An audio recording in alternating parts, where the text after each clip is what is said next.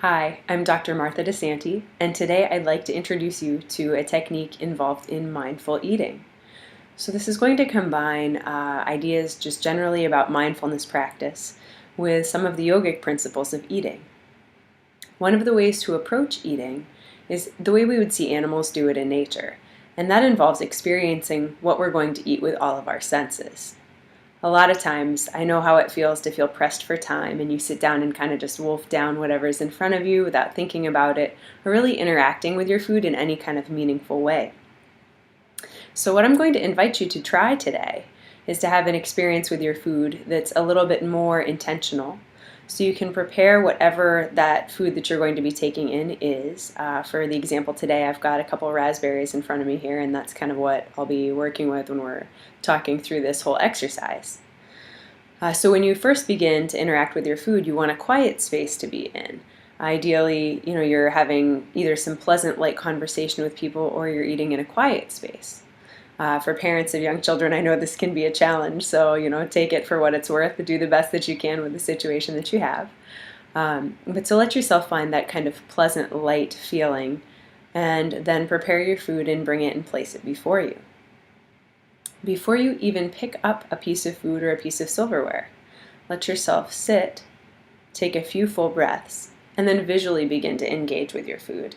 First taking in the colors and the appearance of the food. So in the case of the raspberry, it's this very brilliant jewel-toned red color, and kind of taking that in. And then also visually taking in the texture of the food you're going to eat. There's kind of those rounded bumps along the surface of the raspberry. It's also moist with water that it just got washed off with.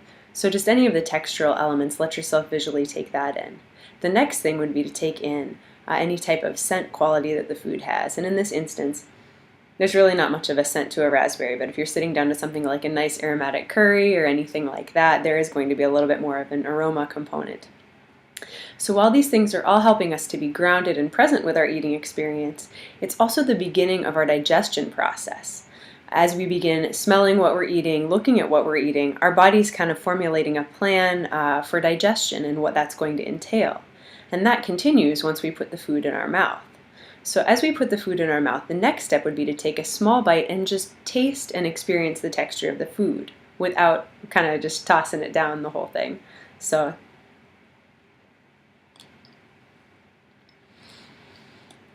in nature, when animals encounter food, typically they'll take a small bite of whatever that food is and then chew it several times before deciding to eat the whole thing or not.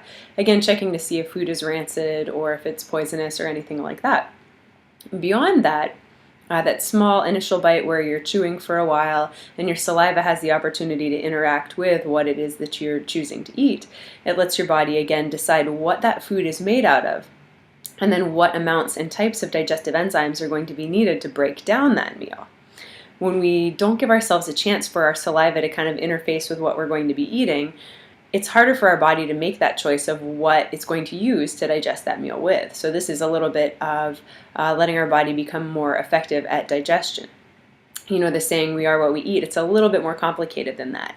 We are what we eat, but we are also limited by what our body can digest. So you can be feeding yourself very high quality food, but if you're not slowing down, breathing, chewing, and giving your body time to actually break down and then assimilate that food, then you're kind of getting shortchanged on the nutrition that you could be getting out of that food experience.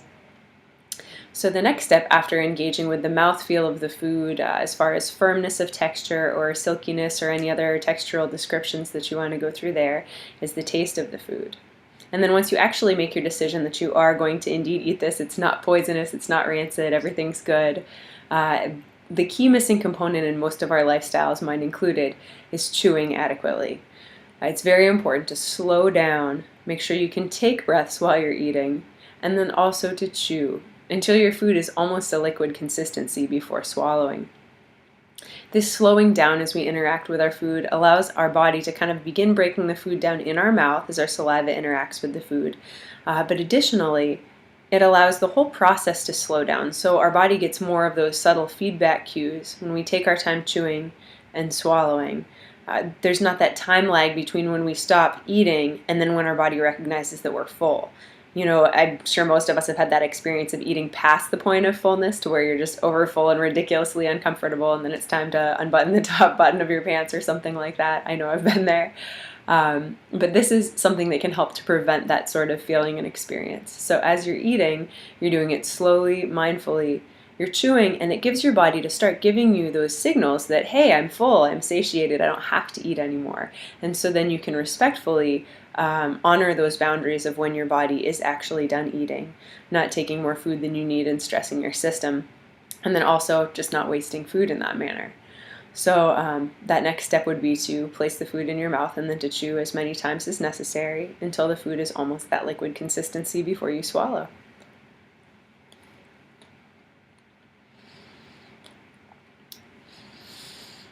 So the other component of this additional chewing allows that breakdown of the first part of digestion to happen in your mouth before the food moves on, and it just kind of takes a little bit of the load off of the rest of the digestive system, the stomach, the intestines, and everything else like that as the food makes its way down. So there's your little bit of mindfulness as far as your experience with food.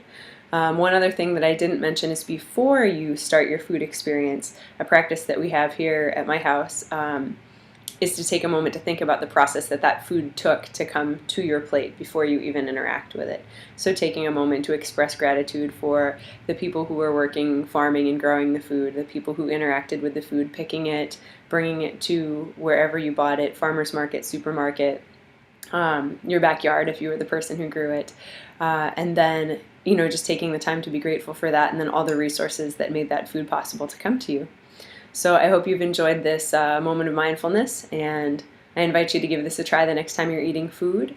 I hope you're surprised at the flavorful enhancement that you experience through this chewing experience, and that will also help you shape healthful food choices, because good food tastes really good when you chew it well, and not as good food doesn't taste so good when you chew it well.